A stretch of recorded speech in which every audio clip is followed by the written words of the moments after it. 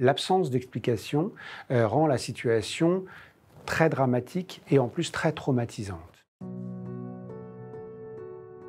La mort subite, c'est cet accident qui survient brutalement, un sujet qui ne se plaignait de rien jusqu'à présent et qui décède brutalement, le plus souvent sans qu'il n'y ait d'explication à cet accident. Quand ce type d'accident arrive dans une famille, c'est évidemment un drame. Ça survient chez 50 000 patients par an en France, avec majoritairement des sujets âgés, plutôt avec des atteintes coronariennes, mais également environ 10% des cas qui surviennent chez des sujets jeunes qui ne se plaignaient de rien jusqu'à présent, avec fréquemment dans ces cas-là des causes génétiques et des pathologies génétiques qui peuvent par conséquent se reproduire dans la famille. On va donc proposer, en cas de survenue de ce type d'accident, de faire un dépistage chez les apparentés du sujet qui est décédé, car ce dépistage va permettre plusieurs choses. La première chose, c'est que ça va permettre d'expliquer dans la famille quelle a été la cause, quelle a été la raison de ce décès.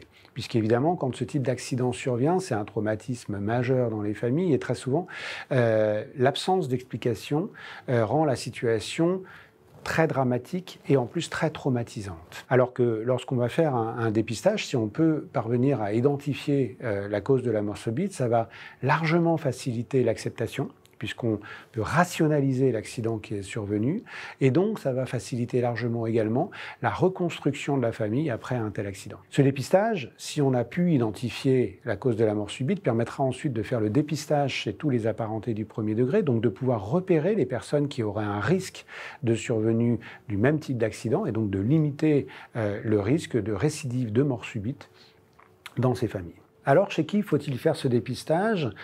En fait, on préconise de faire ce dépistage chez toutes les familles où est survenu un décès brutal, non expliqué, chez un patient qui n'était pas connu pour avoir une cause particulière de risque de mort subite, chez les sujets de moins de 45 ans. Ça représente un nombre assez important de familles et si on veut que ce dépistage soit rentable, il y a un certain nombre de conditions qui vont être importantes. D'abord, il faut que ce dépistage soit complet, c'est-à-dire qu'il faut essayer de faire ce dépistage chez tous les apparentés du premier degré, c'est-à-dire les frères, les sœurs, les enfants, les parents étant particulièrement importants puisque comme il s'agit d'une maladie génétique, de maladies héréditaires et génétiques, évidemment c'est chez les parents qu'on aura le plus de chances d'identifier la cause de l'accident. Ce dépistage, il doit être exhaustif sur le plan clinique et génétique. Sur le plan clinique, il est important de faire un dépistage complet qui devra comprendre un électrocardiogramme, une échographie cardiaque, une épreuve d'effort et des tests pharmacologiques très spécifiques comme le test à l'Ashmaline qui vont permettre d'aller rechercher l'ensemble des pathologies qui peuvent être impliquées dans la survenue de ce type d'accident. On proposera aussi une analyse génétique, cette analyse génétique pouvant être faite soit chez le sujet qui est décédé, lorsque l'ADN est disponible, soit chez les apparentés, à la condition qu'on ait pu identifier chez eux une anomalie lors du bilan, puisqu'il n'y a pas d'intérêt à aller faire une analyse génétique chez un sujet qui n'a aucune anomalie retrouvée.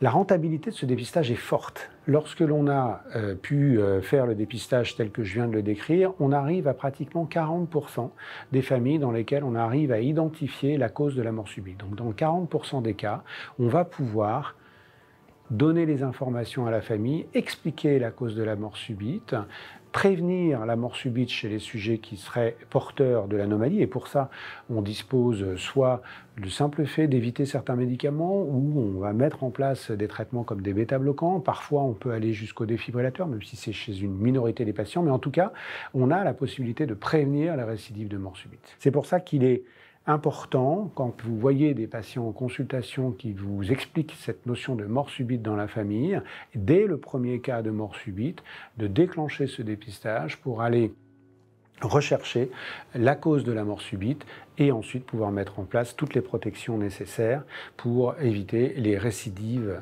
dans les familles.